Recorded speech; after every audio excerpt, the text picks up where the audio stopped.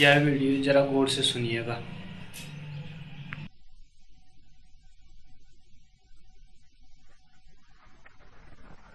मेरे प्रिय आत्मा,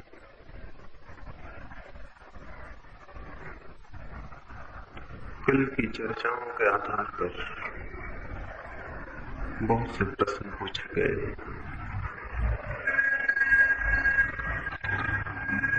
एक मित्र ने पूछा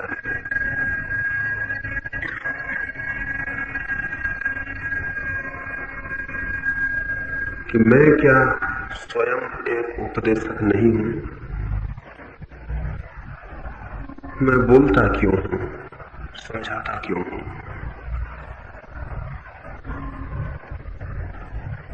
और अगर मैं उपदेश देता हूं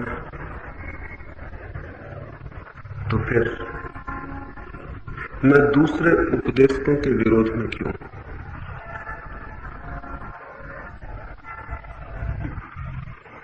इस संबंध में दो तीन बातें समझ लेनी उपयोगी होगी। पहली बात, सभी लिखा हुआ शास्त्र नहीं होता और सभी बोला हुआ उपदेश नहीं होता। जिस बोलने के साथ ये आग्रह होता है कि यही सत्य है और इसके अतिरिक्त कुछ भी सत्य नहीं, जिस बोलने के साथ ये आग्रह होता है कि जो मैं कहता हूं उस पर इसलिए विश्वास करो क्योंकि मैं कहता हूं, जिस बोलने के लिए श्रद्धा की मांग की जाती है, अंधी श्रद्धा की, वो बोलना उपदेश बन जाता है। मेरी ना तो ये मांग है कि मैं जो कहता हूं उस पर आप विश्वास करें, मेरी तो मांग ही यही है कि उस पर भूल कर भी विश्वास न करें। न ही मेरा ये कहना है कि जो मैं कहता हूं वही सत्य है, इतना ही मेरा कहना है कि किसी के भी कहने के आधार पर सत्य को स्वीकार मत करना, मेरे कहने के आधार पर भी नहीं। सत्य तो प्रत्येक व्यक्ति की निजी खोज है। कोई दूसरा किसी को सत्य नहीं दे सकता, मैं भी नहीं दे सकता हूं, कोई दूसरा भी नहीं दे सकता है। सत्य दिया नहीं जा सकता, पाया जरूर जा सकता है। इसलिए मैं जो कह रहा हूं उससे आपको कोई सत्य की शिक्षा दे रहा हूं, ऐसा नहीं है। फिर पूछा है कि मैं फिर उपदेश क्यों दे रहा हूं? ना ही मुझे इसमें कोई आनंद उपलब्ध होता है कि आप जो मैं कहूं उसकी प्रशंसा करें, उसके लिए तालियां बजाएं, उसका समर्थन करें। ना ही मेरा ये कोई व्यवसाय है। फिर भी मैं क्यों कुछ बातें कह रहा हूं? एक आदमी को दिखाई पड़ता हो कि आप जिस रास्ते पर जा रहे हैं वो रास्ता गड्ढों में, कांटों में ले जाने वाला है, और वो आपसे कह दे कि इस रास्ते पर कांटे हैं और गड्ढे हैं, वो आपको कोई उपदेश नहीं दे रहा है। वो केवल इतना कह रहा है कि जिस रास्ते से मैं परिचित हूं, उस रास्ते पर, उसी गड्ढे में, उन्हीं कांटों में किसी को जाते हुए देखना अमानवीय है, चुपचाप देख लेना अमानवीय है, अत्यंत हिंसक कृत्य है। सड़क के किनारे प्रकाश के खंभे लगे हुए हैं, स्ट्रीट लाइट लगे हुए हैं। जिस आदमी ने सबसे पहले फिलाडेल्फिया में सबसे पहला रास्ते के किनारे का प्रकाश लगाया वो था बेंजामिन फ्रैंकलिन। तब तक दुनिया में रास्तों के किनारे कोई प्रकाश नहीं लगाए जाते थे, रास्ते अंधेरे होते थे। बेंजामिन फ्रैंकलिन ने सबसे पहले अपने घर के सामने एक बत्ती लगाई, एक खंभा लगाया। पड़ोस के लोगों ने कहा, क्या तुम ये दिखलाना चाहते हो कि तुम्हारे पास पैसे हैं? क्या तुम ये दिखलाना चाहते हो कि तुम्हारे घर में बड़ा प्रकाश है? ये प्रकाश किस लिए लगाना चाहते हो? क्या घर की सजावट करना चाहते हो? बेंजामिन फ्रैंकलिन ने कहा कि नहीं, रास्ते पर उबड़ खाबड़ पत्थर हैं, रात में यात्री भटक जाते हैं, कोई गिर भी जाता है, रास्ता खोजना मुश्किल हो जाता है। इसलिए मैं एक प्रकाश लगाता हूं कि राह चलने वाले लोगों को मेरे घर के सामने के पत्थर तो कम से कम दिखाई पड़े, कोई उनसे टकरा ना जाए और गिर ना जाए। उसने तो प्रकाश लगा दिया। वो बड़े धार्मिक भाव से रोज संध्या अपना दिया जला देता घर के सामने का, लेकिन पड़ोस के लोग उसके दिए को उठा के ले जाते, कोई उसका दिया बुझा जाता। जिनके लिए वो दिया लगाया गया था वे उसको बुझा देते और उठा के ले जाते। लेकिन धीरे धीरे वो रोज लगाता ही गया उस दिए को। न तो वो प्रकाश के संबंध में कोई घोषणा कर रहा था, न कोई प्रचार कर रहा था, लेकिन उसके ही घर के सामने लोग अंधेरे में टकरा जाए ये उससे नहीं देखा गया, इसलिए उसने प्रकाश का एक दिया अपने घर के सामने जलाता रहा। धीरे धीरे लोगों को समझ में आनी बात शुरू हो गई। राहगीरों को दूर से ही अंधेरे रास्ते पर वो प्रकाश दिखाई पड़ने लगा और वो प्रकाश राहगीरों को कहने लगा कि आ जाओ, यहाँ रास्ता सुगम है, यहाँ प्रकाश है, अंधेरा नहीं है, यहाँ पत्थर दिखाई पड़ते हैं। और जब राहगीर उस प्रकाश के पास आते तो वो प्रकाश उनसे कहने लगा कि देखकर चलना, सामने पत्थर है, पीछे की गली कहीं भी नहीं जाती है, पीछे जाके मकान में समाप्त हो जाती है, वो कोई रास्ता नहीं है। वो प्रकाश बताने लगा कि मार्ग कहाँ है और मार्ग कहाँ नहीं। धीरे धीरे गांव उस प्रकाश के प्रति आदर से भर गया और धीरे धीरे दूसरे लोगों ने भी अपने घरों के सामने दिए रखने शुरू कर दिए। और फिर फिलाडेल्फिया की नगर कमेटी ने सोचा कि क्यों ना सभी रास्तों पर प्रकाश कर दिया जाए। फिर उस पूरे नगर में प्रकाश हो गया। फिर सारी दुनिया के हर गांव के रास्तों पर प्रकाश हो गया। लेकिन एक आदमी ने, जिसने पहली दफा वो प्रकाश लगाया था, लोगों ने उससे पूछा किस लिए लगाते हो ये प्रकाश, क्या मतलब है तुम्हारा, क्या दिखलाना चाहते हो। और जिनके लिए लगाया गया था प्रकाश वे ही उसको बुझा बुझा जाते थे। मैं कोई उपदेशक नहीं हूं, लेकिन अगर मुझे दिखता हो कि मेरी आंखों के सामने ही कोई अंधेरे में भटकता है, और मुझे दिखता हो कि कोई पत्थर से टकराता है, और मुझे दिखता हो कि कोई दुख और पीड़ा के मार्गों को चुनता है, कोई अंधकार के मार्गों को चुनता है, तो नहीं मैं उसे कोई उपदेश दे रहा हूं, लेकिन एक दिया अपने घर के सामने जरूर रखता हूं। हो सकता है उसे कुछ दिखाई पड़ जाए, हो सकता है जिन रास्तों पर वो भटक रहा है वो उसे दिखाई पड़ जाए कि कंटकाकीन है, पत्थरों से भरे हैं, अंधेरे में ले जाने वाले हैं। उसे कोई बात बोध में आ जाए, नहीं कोई खुशी है इस बात की कि कोई भीड़ सुनने आती है या नहीं आती है, कौन सुनता है नहीं सुनता है, ये सवाल नहीं है।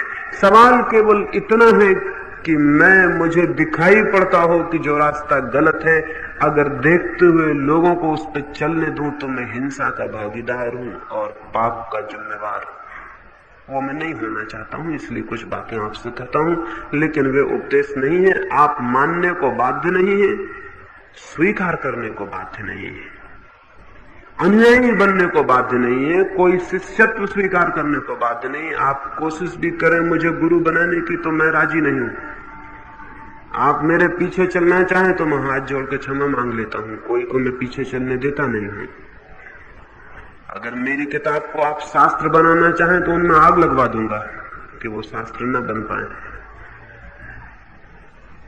ये जो मैं कह रहा हूं किन्हीं दूसरों शास्त्रों के विरोध में, वो किसी किताब के विरोध में नहीं कह रहा हूं। ये भी पूछा है उन्होंने कि आप शास्त्र के विरोध में कहते हैं और आपकी किताबें छपती हैं और बिकती। किताबों के मैं विरोध में नहीं हूं, शास्त्रों के विरोध में हूं। शास्त्रों किताब में फर्क है। किताब सिर्फ निवेदन है, शास्त्र सत्य की घोषणा है, प्रमाणिक। शास्त्र कहता है मुझे नहीं मानोगे तो नरक जाओगे। शास्त्र कहता है जो मुझे मानता है वही स्वर्ग जाता है। शास्त्र कहता है मुझ पे संदेह मत करना, वो प्रमाणिक है, वो ज्ञान की अंतिम रेखा है, उसके आगे आपको संदेह करने का सवाल नहीं है। किताब ऐसा कुछ भी नहीं कहती। किताब का तो विनम्र निवेदन है कि मुझे ऐसा लगता है, वो मैं पेश कर देता हूं। गीता अगर किताब है तो बहुत सुंदर है, और अगर शास्त्र है तो बहुत खतरनाक है। कुरान अगर किताब है तो बहुत स्वागत के योग्य है, लेकिन अगर शास्त्र है तो ऐसे शास्त्रों की पृथ्वी पर अब कोई भी जरूरत नहीं। अगर महावीर के वचन और बुद्ध के वचन किताबें हैं तो ठीक है, वे हमेशा हमेशा पृथ्वी पर रहे, लोगों को उनसे लाभ होगा। लेकिन अगर वो शास्त्र हैं तो उन्होंने काफी अहित लोगों का कर दिया है और अब उनकी कोई जरूरत नहीं। मेरी बात आप समझे? मैं ये कह रहा हूं कि किताबें तो ठीक हैं, शास्त्र ठीक नहीं है। जब कोई किताब पागलपन से भर जाती है और पागलपन की घोषणा करने लगती, किताब तो क्या करेगी जब उसके अनुयायी करने लगते हैं। जब अनुयायी किसी किताब के संबंध में विक्षिप्त घोषणाएं करने लगते हैं तो वो शास्त्र हो जाती है। जब कोई किताब अथॉरिटी बन जाती है तब वो शास्त्र हो जाती है। मेरी कोई किताब शास्त्र नहीं है, दुनिया की कोई किताब शास्त्र नहीं है। सब किताबें किताबें हैं, सब विनम्र निवेदन है उन लोगों के जिन्होंने कुछ जाना होगा, कुछ सोचा होगा, कुछ पहचाना होगा। उनके विनम्र निवेदन है। आप उन्हें मानने को बाध्य नहीं है, लेकिन आप उन्हें जाने, उनसे परिचित हों, ये ठीक है। लेकिन जो जान ले, पढ़ के और परिचित हो जाए, उसको ज्ञान समझ ले तो गलती पर है। मैं ये नहीं कहता हूं कि कोई किताबों को न जाने, मैं ये कहता हूं किताबों से जो जाना जाएगा उसे कोई ज्ञान समझने की भूल न कर ले, वो ज्ञान नहीं। किताबों से जो जाना जाता है वो इंफॉर्मेशन है, सूचना है, नॉलेज नहीं, ज्ञान नहीं। मेरी किताबों से भी जो जानिएगा वो भी सूचना है, वो भी ज्ञान नहीं। तो अगर मैं ये कहूं कि दूसरों की किताबें तो गलत हैं और मेरी किताबें ठीक, तो फिर मैं भी एक लंबी पागलों की कतार में एक पागल हूं। मेरी किताबें और दूसरे की किताबों का सवाल नहीं है। किताब से पाया गया ज्ञान नहीं होता है। तो अगर आपने मेरी किताबें इसलिए खरीद ली हो कि उनसे ज्ञान मिल सकता है, कृपया उनको वापस कर दें। उनसे ज्ञान बिल्कुल नहीं मिल सकता, किसी किताब से कभी नहीं मिल सकता।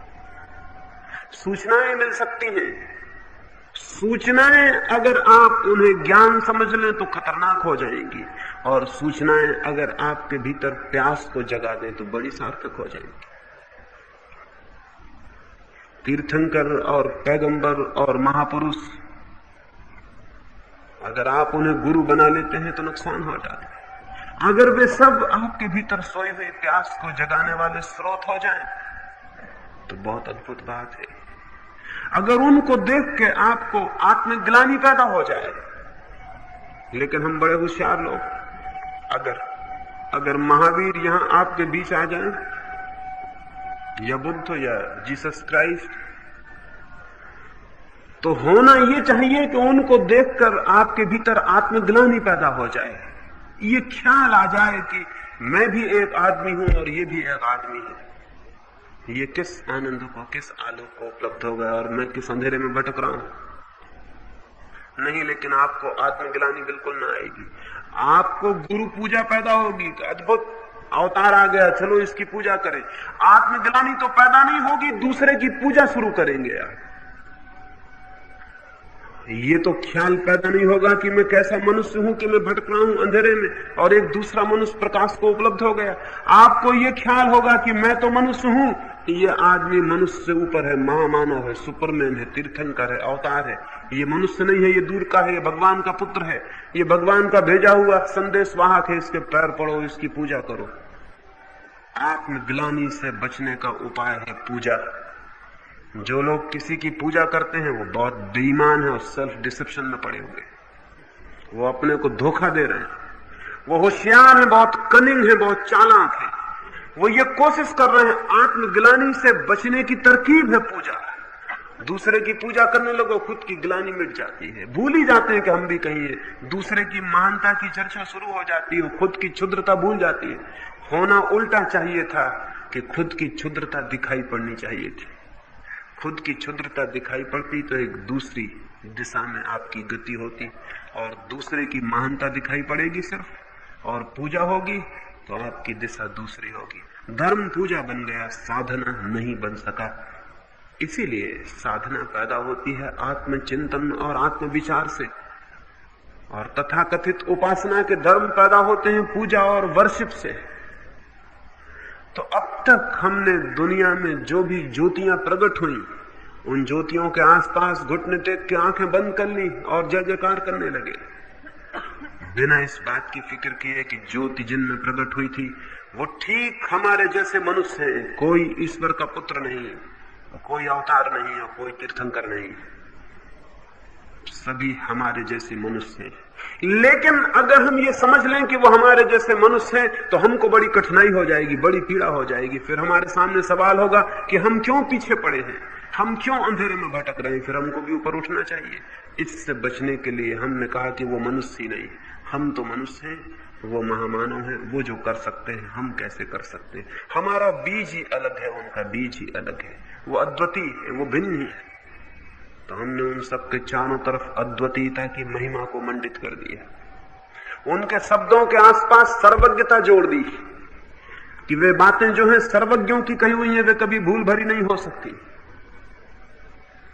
हमने उनके आसपास प्रामाणिकता जोड़ दी, आप्तता जोड़ दी, और इस आपता को जोड़ के हमने वचनों को शास्त्र बना दिया। और जागृत पुरुषों को हमने अपौरुषेय बना दिया, उनको हमने महामहिम बना दिया और परमात्मा के अवतार बना दिया। हमारे और उनके बीच हमने एक दूरी पैदा कर ली। दूरी के कारण हम निश्चिंत हो गए, हमारी आत्मग्लानि समाप्त हो गई। मनुष्य जाति इस कारण भटकी है, और आज भी हमारे इरादे यही हैं कि हम इन्हीं बातों को जारी रखें, तो हम आगे भी भटकने की ही तैयारी कर रहे हैं। एक दूसरे मित्र ने पूछा है कि क्या सभी धर्मों को जब मैं बीमारी कहता हूं, कल ही मैंने कहा, कल ही किसी ने पूछा था कि 300 धर्मों में श्रेष्ठ धर्म कौन सा है। आज फिर कोई उन्हीं के मित्र आ गए, वो शायद कल मौजूद नहीं थे, जहां तक तो वो जरूर मौजूद रहे होंगे। वो ये पूछ रहे हैं कि और सब धर्मों के बाबत तो आपने ठीक कहा, लेकिन जैन धर्म के बाबत आपकी बात बड़ी गड़बड़ है। ये जैन धर्म उनका धर्म होगा, ये पोलैंड के निवासी फिर उपलब्ध हो गए। मुसलमान कहेगा कि और सब के बाबत तो आप बिल्कुल ठीक कह रहे हैं, 299 धर्मों के बाबत बिल्कुल सच है आपकी बात, जरा एक छोटी सी भूल कर रहे हैं, इस्लाम के बाबत आप ठीक नहीं कह रहे। वही ईसाई कहेगा, वही हिंदू कहेगा, वही सब कहेंगे, वे सब कहेंगे कि 299 के बाबत तो आपकी बात बिल्कुल ठीक है, एक के बाबत आपकी बात गलत है। और मैं आपसे प्रार्थना करता हूं कि 299 को जाने में भाड़ में, जिस धर्म को आप मानते हैं उसी के संबंध में मैं कह रहा हूं, दूसरे धर्मों से क्या लेना देना। वो एक धर्म जरूर गलत है, बाकी 299 गलत हो या ना हो, उनसे कोई मतलब नहीं, उनसे कोई प्रयोजन नहीं है हमारा। मैं तो आपके ही धर्म के बाबत कह रहा हूं, जो भी आपका धर्म हो, चाहे जैन, चाहे हिंदू, चाहे मुसलमान। बड़ी सुविधा है इस बात में तो कि दूसरों के धर्म गलत हो तो बड़ी खुशी होती मन में। पीड़ा तो वहां से शुरू होती जहां आपको लगता है कि आपकी पकड़ भी, आपकी जकड़ भी तो कहीं गलत नहीं। उन्होंने मित्र ने ये भी पूछा है कि और ये भी हो सकता है कि जैन साधु आजकल जो धर्म प्रचार करते हैं वो गलत हो, लेकिन महावीर का उपदेश तो गलत नहीं हो सकता। आपको पता है कि महावीर का उपदेश क्या है? अभी महावीर यहां मौजूद हों और इतने लोग उन्हें सुने, और आप दरवाजे के बाहर जाके पूछे कि उन्होंने क्या कहा, तो आप समझते हैं सभी लोग एक बात कहेंगे। जितने लोग होंगे उतनी बातें होंगी। सिगमंड फ्रायड के 20-25 मित्रों का एक समूह था। फ्रायड खुद ही एक मसीहा था, इस अर्थों में कि दुनिया में जिन लोगों ने कुछ विचारों की नई क्रांतियां की हैं, उनमें महावीर और बुद्ध के साथ ही फ्रायड का नाम भी खड़ा होगा। अगर वो हिंदुस्तान में पैदा होता तो हम उसको भगवान की हैसियत देते, लेकिन गलती थी कि वो वहां यूरोप में पैदा हुआ, वहां कोई आदमी जल्दी भगवान नहीं बनता। उसके 10-25 मित्रों का जो पहला समूह था, एक दिन सांझ को फ्रायड ने अपने सारे शिष्यों को, मित्रों को बुलाया हुआ भोजन पर। वो सब भोजन कर रहे हैं, फ्रायड भी भोजन कर रहा है। उन सब में विवाद शुरू हो गया किसी बात पर कि इस संबंध में फ्रायड का क्या मंतव्य है। फ्रायड मौजूद है, वो बैठा भोजन कर रहा है। वे 25 मित्र आपस में लड़ने लगे। हर एक कहने लगा कि नहीं, ये मतलब नहीं है फ्रायड का, फ्रायड का मतलब और है, ये मतलब ये है। वे 25 में विवाद करने लगे, घंटे भर में विवाद में इतने लीन हो गए कि वो ये भूल ही गए कि फ्रायड मौजूद है, इससे क्यों ना पूछते कि तुम्हारा मतलब क्या है। फिर फ्रायड ने कहा कि मित्रों, मेरे सोने का समय हो गया और मैं तुमसे एक प्रार्थना करता हूं कि जो काम मेरे मरने के बाद करना था तुम मेरी जिंदगी में मेरे सामने कर रहे हो। मैं मर जाऊं तब तुम तय करना कि फ्रायड का क्या उपदेश है। अभी तो मैं जिंदा हूं, मुझसे पूछ सकते हो, लेकिन तुम्हें मुझसे पूछने की फुर्सत नहीं। तुम आपस में तय कर रहे हो कि मेरा मतलब क्या है, महावीर का क्या मतलब है। श्वेतांबर से पूछो, वो कहता है और मतलब है। दिगंबर से पूछो, वो कहता है और मतलब है। स्थानकवासी से पूछो, वो कहता है और मतलब है। तेरापंथी से पूछो, वो कहता है और मतलब है। अभी यही तय नहीं हो सका है कि महावीर नंगे रहते थे कि वस्त्र पहनते थे। उपदेश तो बहुत दूर की बात है। कोई कहता है वस्त्र पहनते थे, कोई कहता था नंगा रहते थे। अभी यह भी तय नहीं हो सका कि महावीर की शादी हुई थी कि नहीं हुई थी। दिगंबर कहते हैं शादी कभी नहीं हुई। महावीर जैसा पुरुष कहीं शादी कर सकता है। श्वेतांबर कहते हैं शादी तो हुई थी, लड़की भी पैदा हुई थी, लड़की का दामाद भी था। इन बातों पर ही तय नहीं हो पाता तो उपदेश पर आप क्या तय करेंगे कि महावीर ने क्या कहा था। जैनों में एक तीर्थंकर हुए मल्लीनाथ। मल्लीनाथ के बाबत अभी तक यही तय नहीं हो पाया कि वो स्त्री थे कि पुरुष थे। श्वेतांबर कहते हैं उनका नाम था मल्लीबाई और दिगंबर कहते हैं उनका नाम था मल्लीनाथ। हद मजा है। और आप ये तय कर रहे हैं कि उनका उपदेश क्या था, उन्होंने क्या कहा। अभी यही तय करना मुश्किल है कि वो स्त्री थे कि पुरुष थे। आदमी थोपता है दूसरे के ऊपर तो उसका क्या मतलब है। गीता की 1000 टीकाएं लिखी गई हैं। या तो कृष्ण का दिमाग खराब रहा होगा अगर उनकी एक ही बात में 1000 मतलब हो, और या फिर टीकाकारों का दिमाग खराब रहा होगा। कृष्ण ने तो वही कहा है जो कहा है, लेकिन ये कौन तय करे कि उन्होंने क्या कहा है। मैं एक तरह से तय करता हूं, आप दूसरी तरह से तय करते हैं, तीसरा आदमी तीसरी तरह से तय करता है। एक ही बात के 1000 अर्थ हो सकते हैं। लेकिन इस विवाद में क्यों पड़ना कि महावीर ने क्या कहा है। महावीर ने जिस चेतना में प्रवेश करके जाना था वो चेतना आपके पास मौजूद है। प्रवेश करिए और जानिए। महावीर को तय करने की क्या जरूरत है, अदालत बिठाने की क्या जरूरत है कि उन्होंने क्या कहा, टीकाएं लिखने की क्या जरूरत है। आप भी वही हो सकते हैं जो महावीर थे, तो फिर वही हो के जान लीजिए। फिर क्या जरूरत है कि आप तय करें 2500 साल पहले कोई आदमी हुआ कि नहीं हुआ, क्या कहा उसने कि नहीं कहा, इससे प्रयोजन क्या है। मैं एक गांव में बोलने गया था। बोलने के बाद एक पंडित खड़े हो गए और उन्होंने मुझसे पूछा कि मैं 3 वर्षों से एक रिसर्च कर रहा हूं, एक शोध कार्य कर रहा हूं।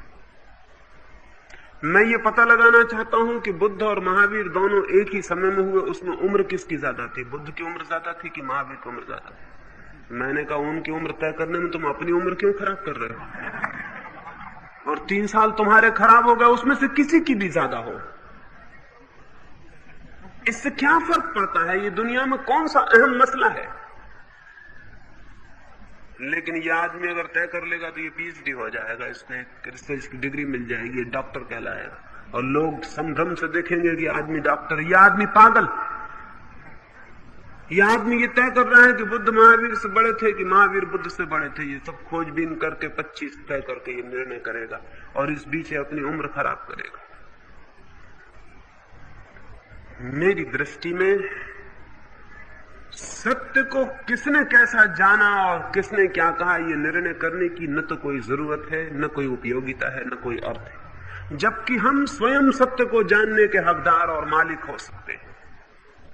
जबकि मैं सीधा ही सत्य का साक्षात्कार कर सकता हूं, जबकि मैं खुद ही वहां हो सकता हूं जहां महावीर और बुद्ध थे, तो मैं इसकी क्या फिक्र करूं कि कौन वहां था और उसने क्या कहा। ये तो तब करने की जरूरत थी जब मैं वहां न पहुंच सकूं, तो ये बात निर्णय करने की जरूरत थी कि हम ये निर्णय करें कि उन्होंने क्या कहा। लेकिन मेरी समझ में प्रत्येक व्यक्ति अधिकारी है, जन्म से अधिकारी है उस सब को पा लेने का जो कभी भी किसी व्यक्ति ने पाया हो। इसलिए कोई आवश्यकता नहीं है कि आप पीछे लौट के फिक्र करने जाएं। भीतर जाके जानने की जरूरत है, पीछे लौट के नहीं। 2500 साल पीछे नहीं लौटना है, 25 कदम अपने भीतर उतर जाएं तो सब जान लेंगे जो 2500 साल पीछे उतर के आप नहीं जान सकते। और अगर निर्णय भी कर लिया उससे क्या हाल होना है। उन मित्र ने ये भी पूछा है किसी और ने कि धर्म ग्रंथों में कि क्या सब फिजूल बातें लिखी। ये मैंने कब कहा? ये मैंने कब कहा कि धर्म ग्रंथों में सब फिजूल बातें लिखी? लेकिन धर्म ग्रंथों को जो अंधे की भांति पकड़ लेता है उसका पकड़ा हुआ सब फिजूल होता है। वो उसके अंधेपन के कारण फिजूल होता है। सवाल ये नहीं है कि धर्म ग्रंथों में क्या लिखा है और क्या नहीं लिखा है। सवाल यह है कि आप अंधे होकर पकड़ते हैं या आंख खुली होकर जीवन को खोजते हैं। अगर आप अंधे होकर पकड़ते हैं तो आप जो भी पकड़ लेंगे वो फिजूल होगा, वो दो कौड़ी का होगा।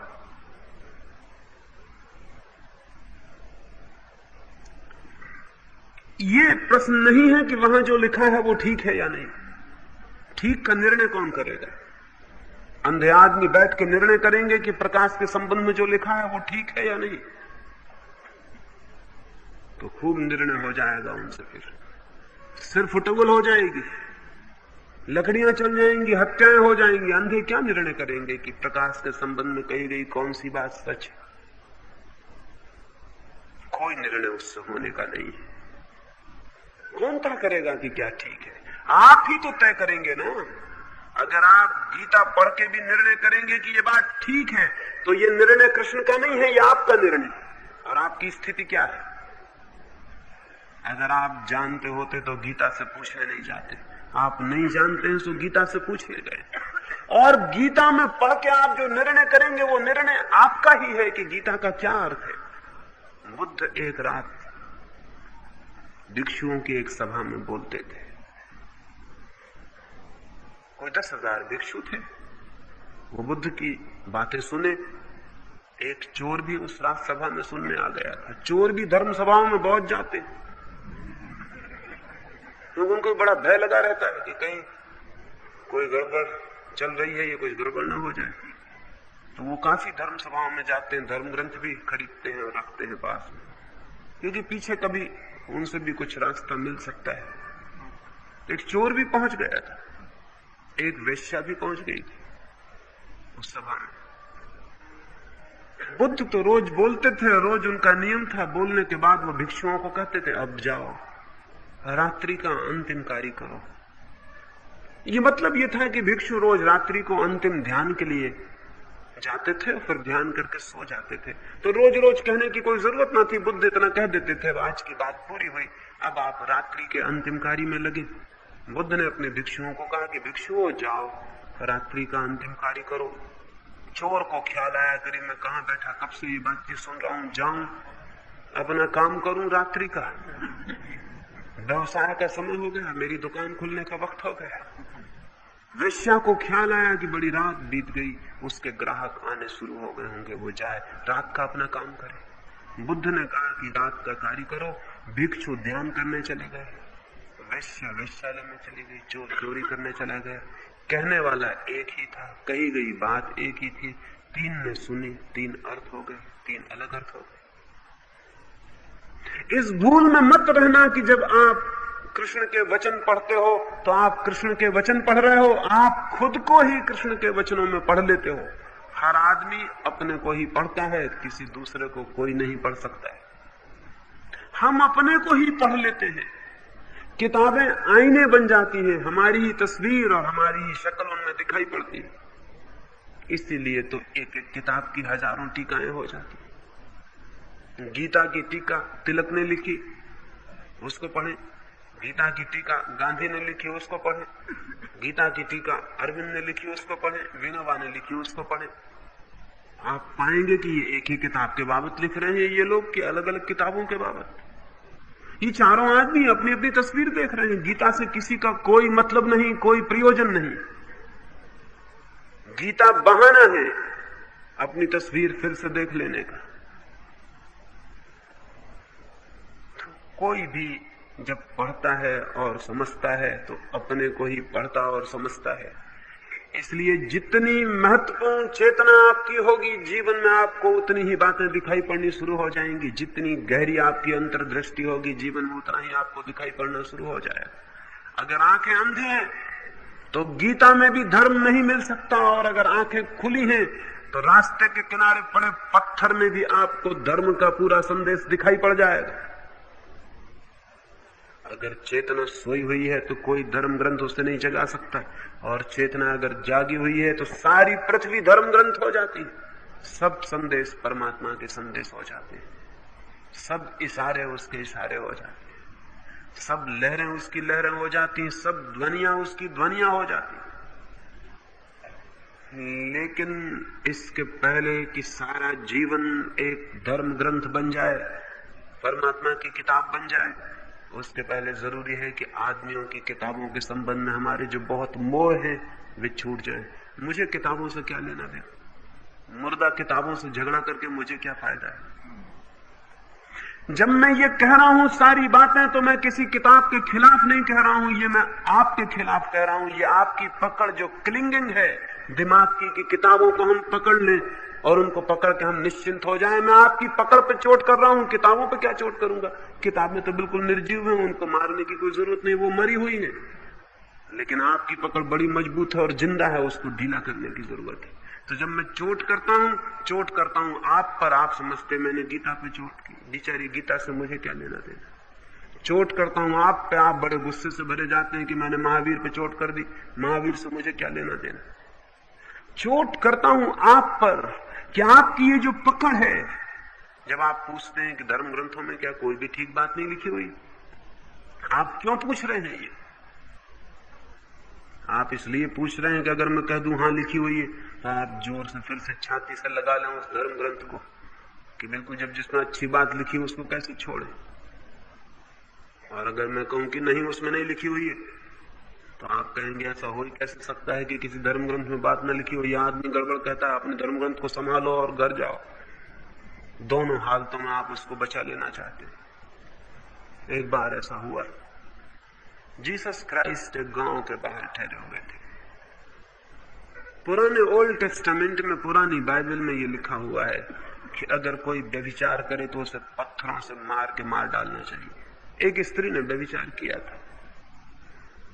गांव के लोग उस स्त्री को पकड़ के क्राइस्ट के पास ले आए नदी के किनारे। उन्होंने कहा कि आज अच्छा मौका मिला है, आज क्राइस्ट से पूछेंगे कि इस स्त्री के साथ क्या करें, इसने व्यभिचार किया है। अगर क्राइस्ट कहेगा कि क्षमा कर दो इसे, क्योंकि क्राइस्ट कहते थे कि सबको क्षमा कर दो, जो तुम्हारे एक गाल पे चांटा मारे उसके सामने दूसरा गाल कर दो, और जो तुम्हारा कोट छीनने लगे उसको कमीज भी दे दो, हो सकता है उसको कमीज की भी जरूरत हो। और जो आदमी तुमसे कहे कि 1 मील मेरा बोझ ले चलो, तुम 2 मील तक पहुंचा देना। जो आदमी ये कहता था वो ये तो मान नहीं सकता कि पत्थर मार मार के एक औरत को मार डाला जाए। तो क्राइस्ट जरूर कहेगा कि माफ कर दो इसको। और अगर क्राइस्ट कहेगा माफ कर दो, हम किताब खोल के रखेंगे, धर्म ग्रंथ में लिखा हुआ है कि जो व्यभिचार करे उसे पत्थर मार मार के मार डालना चाहिए, तो क्या धर्म ग्रंथ हमारा गलत है? अगर क्राइस्ट कहेगा धर्म ग्रंथ गलत है तो इस स्त्री को तो पत्थर मारेंगे, उसको भी मारेंगे। क्योंकि धर्म ग्रंथ कैसे गलत हो सकता है? सैकड़ों वर्षों से जिसको सैकड़ों लोगों ने माना और पूजा है, वो गलत कैसे हो सकता है? एक छोकरे के कहने से, उस वक्त ईसा की उम्र कोई 32-33 वर्ष थी, इसके कहने से कहीं कुछ गलत हो सकता है? और एक आवारा छोकरे के कहने से जो भटकता रहता है गांव गांव। और अगर क्राइस्ट ने कहा कि धर्म ग्रंथ ठीक कहता है मार डालो, तो हम क्राइस्ट से पूछेंगे कहां गए तुम्हारे प्रेम के संदेश, कहां गई अहिंसा, कहां गया तुम्हारा अप्रतिरोध? तुम तो कहते थे रेसिस्ट नॉट इविल, बुराई से लड़ो मत, तुम ये क्या कह रहे हो? हम दोनों हालतों में सींगों के बीच में फंसा लेंगे क्राइस्ट को, मजा देखेंगे। आज चले, वो सारा गांव पहुंच गया, वहां बड़ी भीड़ इकट्ठी हो गई। क्राइस्ट नदी के किनारे बैठे थे, वो रोती हुई स्त्री लोग घसीटते हुए जाके ईसा के सामने पटक दी, और उन्होंने कहा ये धर्म ग्रंथ है, इसमें लिखा है कि जो व्यभिचार करे उसे पत्थरों से मार डालो। क्राइस्ट 2 क्षण चुप रहे, उन्होंने उस स्त्री को देखा और उन लोगों से कहा आप लोग पत्थर ले आए हैं कि नहीं ले आए? नदी का किनारा था, पत्थर ही पत्थर थे। क्राइस्ट ने कहा पत्थर उठा ले। लोग बड़े हैरान हुए, उन्होंने पत्थर अपने हाथों में उठा लिए। और उन्होंने क्राइस्ट से कहा क्या मार डालें इस स्त्री को, किताब में ऐसा लिखा हुआ है, क्या ये ठीक है? क्राइस्ट ने कहा किताब में ठीक लिखा है, लेकिन पत्थर वही मारने का हकदार है जिसने कभी व्यभिचार न किया हो या व्यभिचार का विचार न किया हो। आ जाए वो आदमी सामने, पहले वो पहला पत्थर मारे। उस भीड़ में लोग पीछे की तरफ होने लगे, जो आगे बैठे थे वो पीछे सरकने लगे, जो आगे खड़े थे वो पीछे जाने लगे। उस भीड़ में गड़बड़ हो गई, लोगों ने पत्थर धीरे से नीचे छोड़ दिए। कुछ लोग पीछे से खिसक के भागे, क्योंकि गांव भर उनको जानता था कि वो कैसे लोग हैं। असल में जो व्यभिचारी थे वही व्यभिचारी स्त्री को पकड़ के ले गए थे। कोई भला आदमी किसी को व्यभिचारी मानने का भी पाप नहीं करता है। धीरे धीरे भीड़ छट गई, वो औरत अकेली रह गई, और सांझ गिर गई, और क्राइस्ट अकेले रह गए। उस स्त्री ने कहा कि अब मैं क्या करूं, आप मुझे कोई दंड दें। क्राइस्ट ने कहा कि मैं कोई दंड देने वाला नहीं, तुम समझो। तुम्हें अगर दिखाई पड़े कि जो गलत है उसे छोड़ दो, वही दंड है। तुम्हें दिखाई पड़े कि जो ठीक है तुम करती रहो। तुम अपनी मालिक हो, तुम्हारे और तुम्हारे परमात्मा के बीच मैं निर्णय वाला को लेने वाला कौन? तू जा, तुझे जो ठीक लगे, जो तेरे प्राण कहे, जो तेरी अंतरात्मा कहे वो कर, वही ठीक होगा। वो औरत वापस लौट गई होगी। वे गांव के लोग वापस लौट गए, वे बड़े परेशान हुए। उन्होंने सोचा था कि कोई निर्णय हो जाएगा, वो निर्णय तो उल्टा हो गया। आप पूछते हैं कि धर्म ग्रंथ में जरूर कोई अच्छी बातें लिखी होंगी। अगर वे अच्छी बातें लिखी हैं तो वे आपकी जिंदगी में आ क्यों नहीं गई? वे अब तक मनुष्य की जिंदगी में उतर क्यों नहीं आई? उन्होंने पूछा है कि धर्म ग्रंथों में लिखा है अनासक्ति योग, सम्यक दर्शन, सम्यक ज्ञान, ये सब लिखा हुआ है, ये अच्छा नहीं है? ये आदमी की जिंदगी में आया क्यों नहीं? सवाल ये नहीं कि कहां लिखा हुआ है, सवाल ये कि आया क्यों नहीं। ये जिनने पूछा है उनकी जिंदगी में आया ये अनासक्ति आई, ये सम्यक दर्शन आया, ये सम्यक ज्ञान आया, ये कुछ भी नहीं आया। और ये नहीं आ सकता है। किताबों से शब्दों को जो पकड़ता है उसकी जिंदगी में कभी कुछ नहीं आ सकता। जीवन से, जीवन के यथार्थ से जो संपर्क साधता है उसके जीवन में कुछ आना शुरू होता है। तो हम जो जीवन में खोजें तो अनासक्ति आ सकती है, क्योंकि जीवन का पूरा संदेश अनासक्ति का है। जीवन को जो देखेगा वो पाएगा कि आसक्ति के खड़े होने के लिए कोई जगह नहीं। जीवन की धारा को जो देखेगा वो पाएगा कि यहां तो प्रतिपल अनासक्ति सब तरफ से घटित हो रही है। जो मित्र थे वो विदा हो गए, जो कल अपना था वो आज अपना नहीं रह गया। कल बचपन था आज जवानी आ गई, कल जवानी थी आज बुढ़ापा आ गया।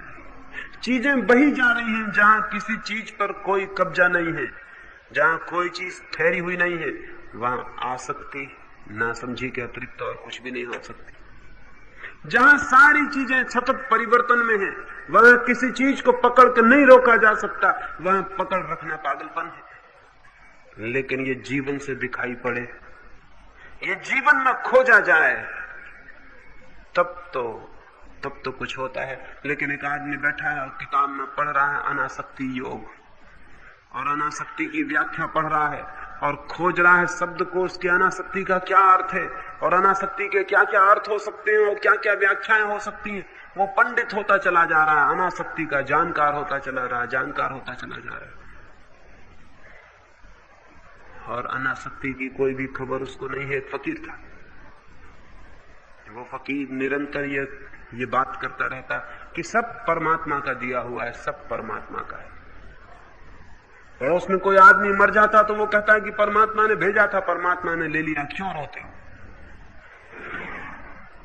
उस फकीर के दो लड़के थे, उसकी पत्नी थी, दोनों जुड़वा लड़के थे, दोनों बड़े प्यारे, बड़े स्वस्थ लड़के थे। फकीर गांव में उपदेश करने जाता था, स्कूल में पढ़ाने जाता था, वो बच्चे आके उसके पास खेला करते थे।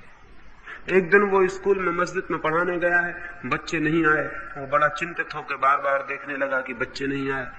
फिर वो दोपहर भोजन करने घर गया। उसने अपनी पत्नी से कहा, आज बच्चे मुझे दिखाई नहीं पड़े, वो कहाँ है?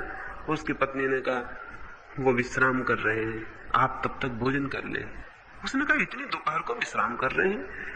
उसकी पत्नी ने कहा कि हाँ वो विश्राम कर रहे हैं, खेलते खेलते बहुत थक गए हैं तो विश्राम कर रहे हैं, आप तब तक भोजन कर ले। वो भोजन करता गया, लेकिन रोज बच्चे उसके साथ ही भोजन करते थे, उसे बार बार याद आने लगी। उसने कहा बात क्या है, उन्होंने खाना खा लिया है क्या? उसने कहा कि नहीं, वो बिना खाना खेलने चले गए, खेलते रहे, फिर थक गए और सो गए। फिर वो भोजन कर लिया। फिर उसने कहा वो कहाँ सोए हुए? वो बगल की कोठरी में ले गई, वहां दोनों बच्चे सो रहे हैं, चादर ओढ़ी हुई है। फकीर ने जाके चादर उगाड़ी, वो दोनों बच्चे तो मर गए, वो जिंदा नहीं। फकीर तो रोने लगा, चिल्लाने लगा कि ये क्या हुआ, तुमने बताया क्यों नहीं?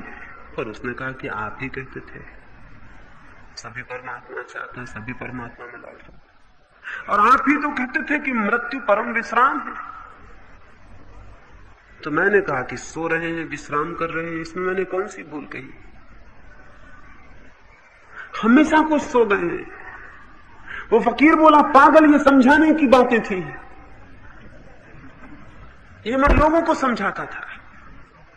मेरे प्राण को मत छेदो इन बातों को दोहरा दोहरा के। मेरे घाव पर नमक मत छिड़को। उसकी स्त्री कहने लगी मैं घाव पर नमक नहीं छिड़क रही, मैं तो सोची, मैंने तो जिंदगी में देखा, मैं पाई कि ठीक है ये बात। वो फकीर छाती पीट कर रोने लगा। उसे ख्याल भी न रहे वो उपदेश जो वो रोज किसी को देता था, रोज किसी को दे आता था, वो सब भूल गए। वो किताबों से लिए गए उपदेश थे, वो जिंदगी से ली गई शिक्षा न थी। मेरा जोर है इस बात पर सिर्फ कि जीवन चारों तरफ जैसा है उसे देखें।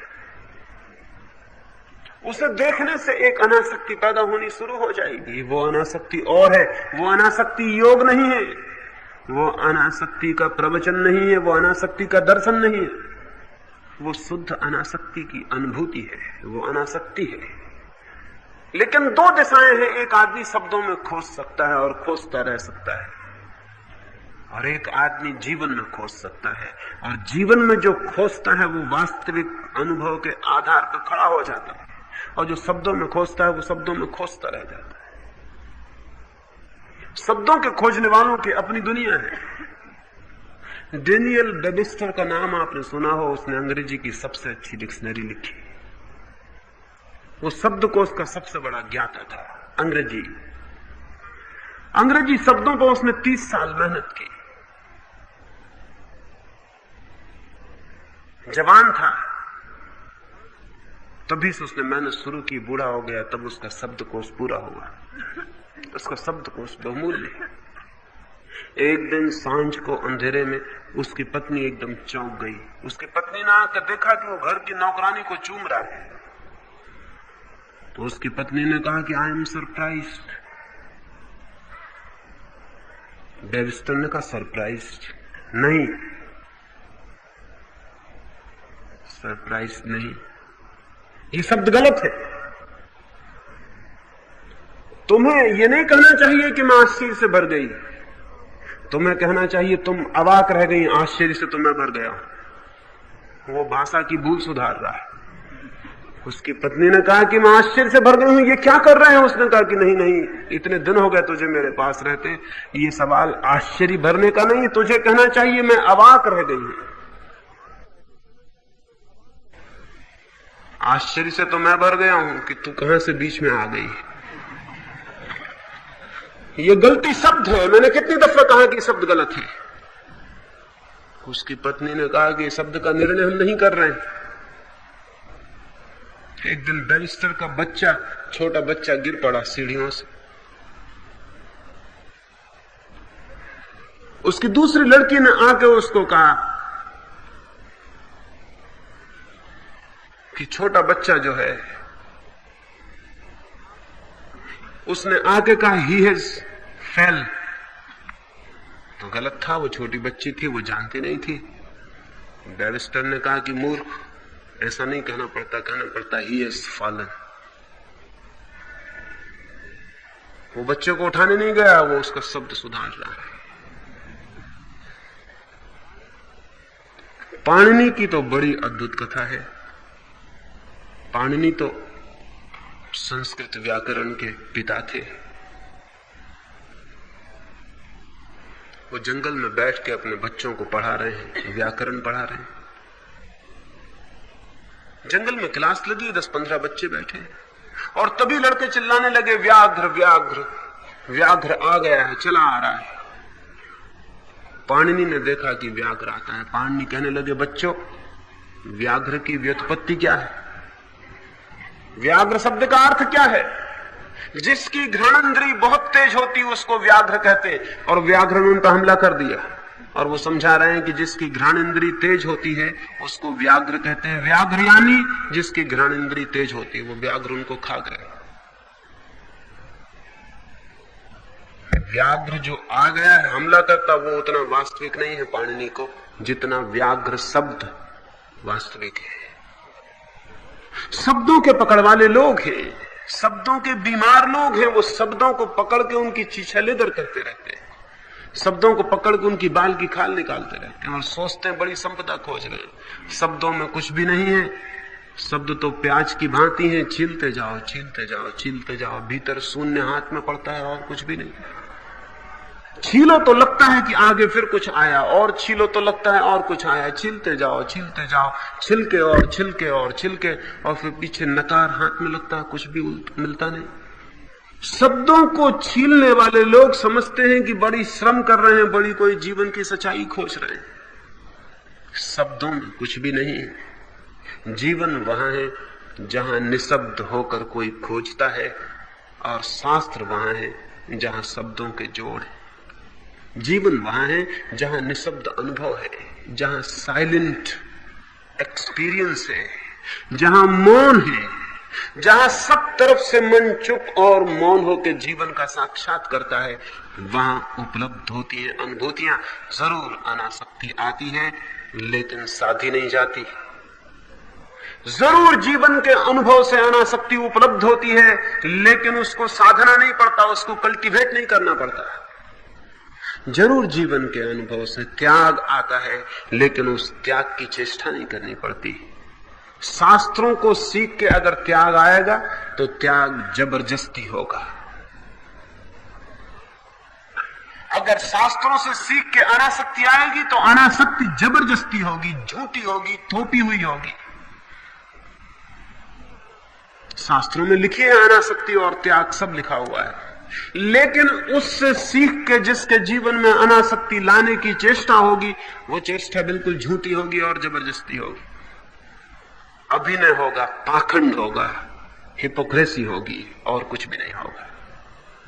वो सब छोड़ के खड़ा हो जाएगा, नग्न हो जाएगा, भूखा रहने लगेगा, तपस्वी हो जाएगा, लेकिन उसके भीतर कोई फर्क नहीं होगा, क्योंकि जीवन के अनुभव से वह बात नहीं आई है। एक घटना मुझे बहुत प्रीति कर रही है, महाराष्ट्र में ही घटी।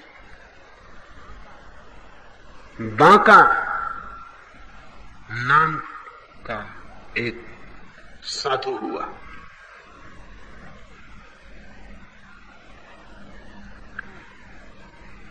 वो साधु पुरुष था। वो था, उसकी पत्नी थी, दोनों वृद्ध थे। जंगल से लकड़ियां काट लाते, बेच देते, जो मिल जाता उससे भोजन कर लेते, सांझ जो बचता उसे बांट देते। यही क्रम था, ना किसी से भीख मांगते, ना किसी पर निर्भर थे। श्राद्ध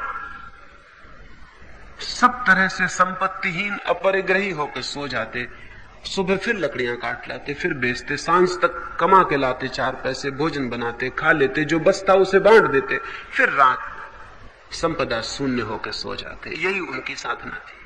लेकिन एक दिन बेमौसम ही पानी गिरता रहा। जब मौसम में पानी गिरता था तब तो वो बहुत लकड़ियां काट के इकट्ठी कर लेते थे, बेच बेच के काम चला लेते थे।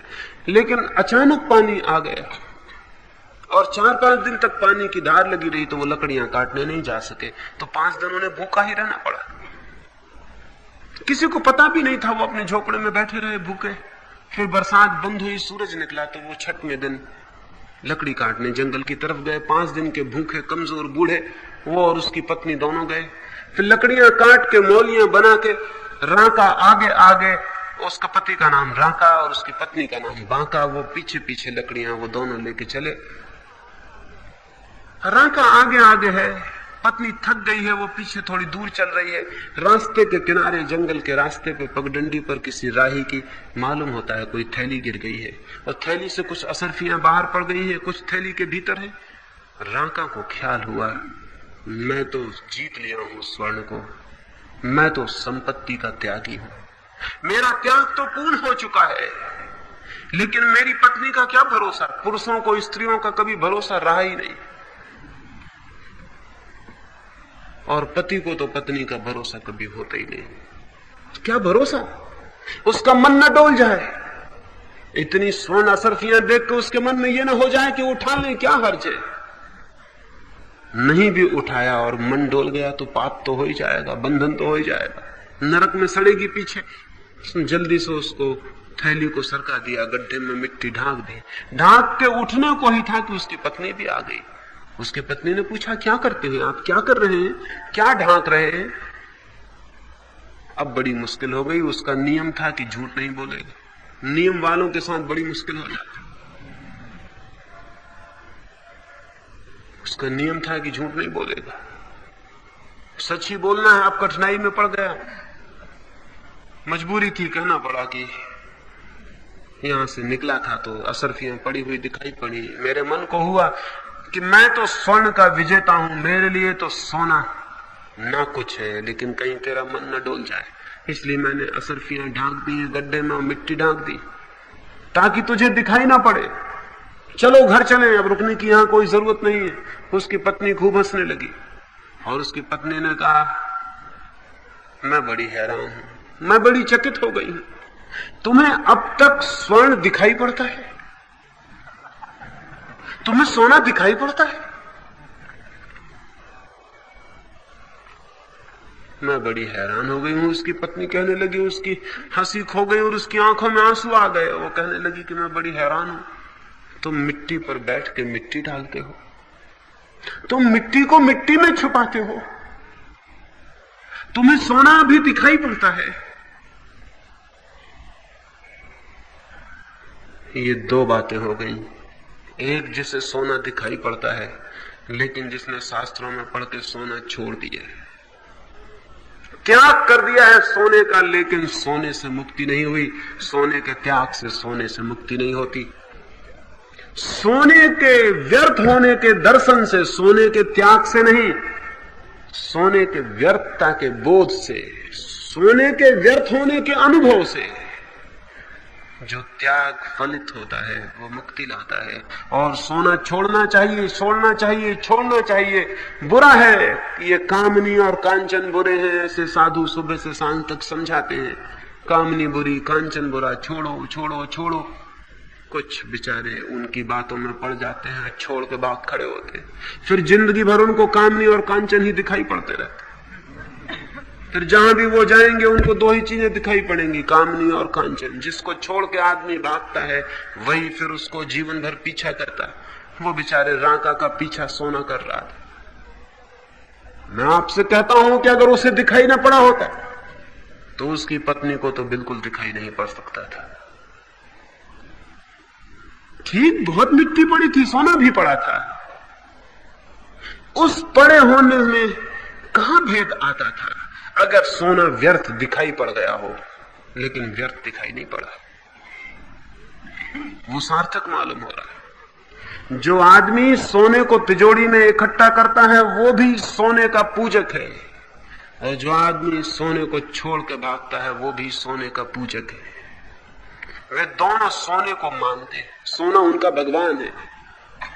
मैं जयपुर में था, मेरे एक मित्र ने आकर कहा कि आप फला फला मुनि के पास नहीं चलेंगे, वो बहुत बड़े मुनि हैं। मैंने कहा, तुम्हें कैसे पता चला कि वो बड़े मुनि हैं? कैसे तुमने जाना कि वो बड़े मुनि हैं? उसने कहा, इसमें जानने की क्या बात है, खुद जयपुर महाराज उनके चरण छूते। मैंने कहा, जयपुर महाराज होंगे बड़े तुम्हारे लिए, मुनि का बड़प्पन इससे कैसे पता चलता है? तुम जयपुर महाराज को बड़ा मानते हो तो जयपुर महाराज जिस मुनि के पैर छूते हैं वो भी बड़ा मालूम होता है। तुम जयपुर महाराज के पूजक हो, मुनि से तुम्हें कुछ लेना देना नहीं। अगर जयपुर महाराज मुनि के पास ना जाए तो मुनि दो कौड़ी के हो जाएंगे। तुम्हारा असली मूल्य जयपुर महाराज का है, मुनि का नहीं। अगर महावीर गरीब घर में पैदा हुए होते तो मैं आपसे कह देता हूं, आप में से एक उनको तीर्थंकर मानने को तैयार नहीं होता। आपको महावीर से रत्ती भर मतलब नहीं है। आपको मतलब है महावीर ने कितना धन छोड़ा, कितनी मोहरें, कितनी महल, कितना राज्य, उसका हिसाब लगा के बैठे हैं आप अपने पुराणों में कि कितना कितना छोड़ा उन्होंने। वो जितना छोड़ा वही महावीर का मूल्य है आपकी दृष्टि में।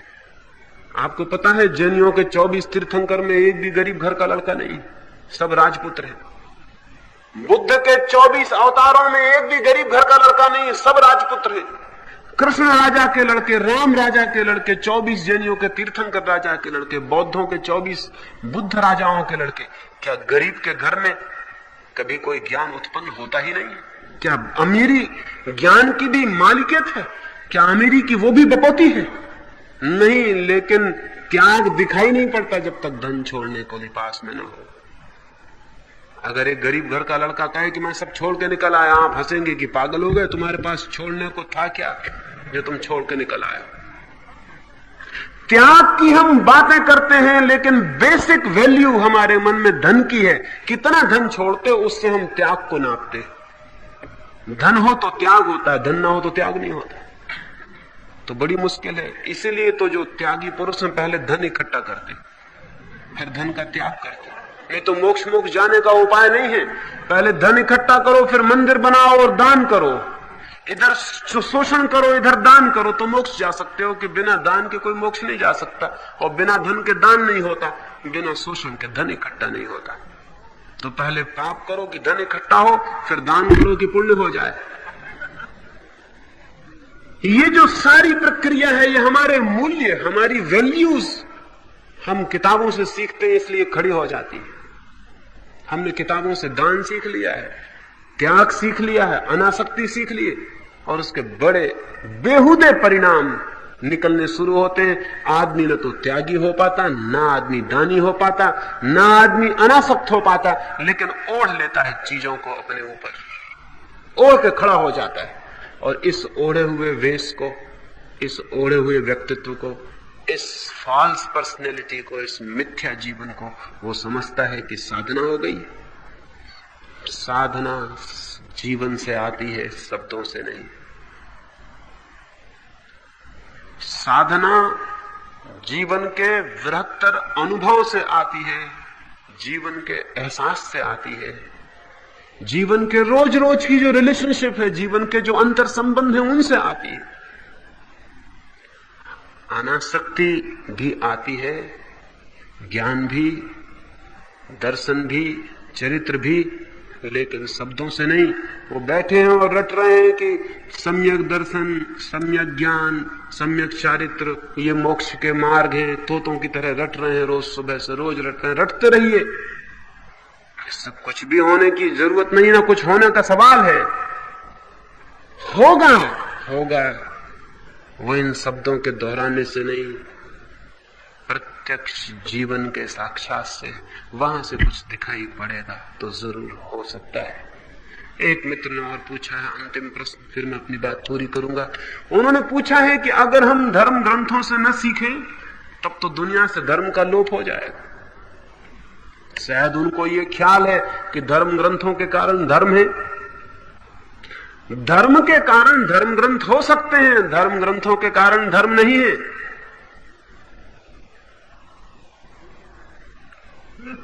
न्यूटन ने ग्रेविटेशन का सिद्धांत निकाला और एक किताब लिखी जिसमें ग्रेविटेशन का सिद्धांत लिखा कि जमीन में गुरुत्वाकर्षण। अब अगर कोई कहने लगे कि अगर गुरुत्वाकर्षण की किताब खो जाएगी तो फिर गुरुत्वाकर्षण का क्या होगा? गुरुत्वाकर्षण की किताब कितनी ही बार खो जाए, गुरुत्वाकर्षण को पता भी नहीं चलेगा कि न्यूटन की किताब खो गई कि नहीं खो गई। न्यूटन नहीं था तब भी ग्रेविटेशन था। दुनिया में किसी को पता नहीं था कि जमीन चीजों को अपनी तरफ खींचती है, तब भी जमीन चीजों को अपनी तरफ खींचती थी। न्यूटन को जो पता चला वो ग्रेविटेशन के अनुभव से पता चला। अनुभव को उसने अपनी किताब में लिख दिया। किताब के नष्ट होने से, छोड़ देने से ग्रेविटेशन नष्ट नहीं होता। धर्म ग्रंथ धर्म के अनुभव से पैदा होते, लेकिन धर्म ग्रंथों को पकड़ लेने से धर्म अनुभव पैदा नहीं होता, और न ही धर्म ग्रंथों के छोड़ने से धर्म छूटता है।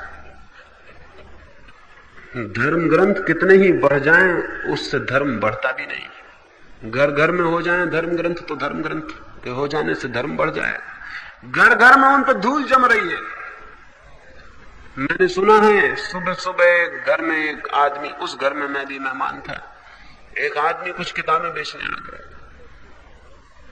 वो कुछ शब्दकोश बेच रहा था और घर की गृहिणी को जोर से कहने लगा कि शब्दकोश आप जरूर खरीद लें, ये बहुत ही अच्छा है, बच्चों के बहुत काम पड़ेगा। लेकिन गृहिणी टालने पे तुली थी कि नहीं, मुझे खरीदना नहीं। फिर जब कोई दलील न चली तो उसने कहा देखते नहीं, वो टेबल पर हमारे यहाँ शब्दकोश रखा हुआ, हमें कोई जरूरत नहीं। वो आदमी हंसने लगा, उसने कहा मुझे धोखा मत दें, वो शब्दकोश नहीं है, वो धर्म ग्रंथ है। वो गृहिणी तो बहुत हैरान हो गई। उसने कहा कि तुम कैसे पहचान गए कि वो धर्म ग्रंथ है? उसने कहा उस पर जमी हुई धूल से सब पता चल जाता है कि वो क्या है। उस पर इतनी धूल जमी है कि उसको कोई उठाता नहीं है, पता चल रहा है कि वो धर्म ग्रंथ है। अगर और कोई किताब होती तो कोई न कोई उठाता है, इतनी धूल नहीं जम सकती थी। धर्म ग्रंथों पर धूल जमती जाती है, उससे कुछ फर्क पड़ता नहीं।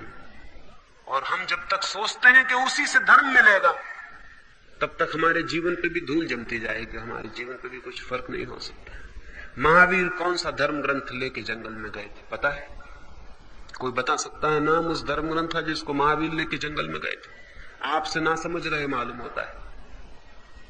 बुद्ध पहाड़ पर थे तो कौन सा धर्म ग्रंथ लेके गए थे? जीसस क्राइस्ट सिनाई के पर्वत पर गए थे तो कौन सा धर्म ग्रंथ उनके साथ था? मोहम्मद कौन सा धर्म ग्रंथ लेके साथ गया था? दुनिया में आज तक जिन लोगों ने सत्य का अनुभव पाया है, वे कौन से धर्म ग्रंथ लेके तन्हाई में गए थे, लोनलीनेस में गए थे, एकांत में गए थे? कोई कुछ लेके नहीं गया था, अकेले गए थे, सब पीछे छोड़ गए थे। और वहां जाके इतने अकेले हो गए थे कि किसी की कोई याद भी न रह जाए, कोई शब्द न रह जाए, कोई स्मृति न रह जाए, कोई ज्ञान न रह जाए। इतने शांत और मौन जब कोई हो जाता है, तब सारे धर्म का रहस्य उसके समक्ष प्रकट हो जाता है। तब जीवन अपनी सारी मिस्ट्रीज, अपने सारे रहस्य उसके सामने खोल देता है। और तब वो जानता है, तब वो धर्म को उपलब्ध होता है, तब उसके जीवन में आती है वो घटना, वो क्रांति, वो रूपांतरण, जो उसे एक सामान्य मनुष्य से एक असामान्य व्यक्तित्व दे देती है, जो उसे एक बुझे हुए दिए से जला हुआ दिया बना देती है, जो उसे एक कुम्हलाए हुए फूल से खिलता हुआ और सुगंधित फूल बना देती है, जो उसके सारे जीवन को आलोक से, अमृत से और सौंदर्य से भर देती है। किताबों से नहीं होगा ये। किताबों को पढ़ पढ़ के केवल मस्तिष्क, केवल स्मृति शब्दों के बोझ से दब जाएगी, लेकिन ज्ञान का जन्म नहीं हो सकता है। ये थोड़ी सी बातें मैंने कही, और बहुत से प्रश्न रह गए हैं। प्रश्नों का तो कोई अंत नहीं है। मैं सारे प्रश्नों के उत्तर दूं, इसकी कोई जरूरत भी नहीं है। जरूरत तो केवल इस बात की है कि मैं आपको उस दिशा का इंगित कर दूं जिस दिशा में प्रश्नों के उत्तर खोजे जा सकते हैं। तो मैंने थोड़े से लाक्षणिक प्रश्न आपके चुन लिए और उनकी मैंने चर्चा की, ताकि आपको ख्याल हो सके कि मैं किस दिशा में सोचता हूं, किस दिशा में चिंतन चले तो प्रश्नों की ठीक ठीक पकड़ आ सकती है और उत्तर उपलब्ध हो सकते हैं। मैं तो कौन हूं उनका उत्तर देने वाला? उत्तर तो आपको ही खोज लेने हैं, लेकिन उत्तर कैसे खोजे जा सकते हैं, या और ठीक हो कहना कि मैं किसी उत्तर को कैसे खोजता हूं अपने लिए, उस प्रक्रिया के संबंध में ये थोड़ी सी बातें मैंने कही। मेरी बातों को इतनी शांति और प्रेम से सुना, उसके लिए बहुत बहुत अंगुरीत हूं। और अंत में सबके भीतर बैठे परमात्मा को प्रणाम करता हूं। मेरे प्रणाम स्वीकार करें। अगर यह वीडियो आपको अच्छी लग रही हो तो वीडियो को लाइक और चैनल को सब्सक्राइब करें।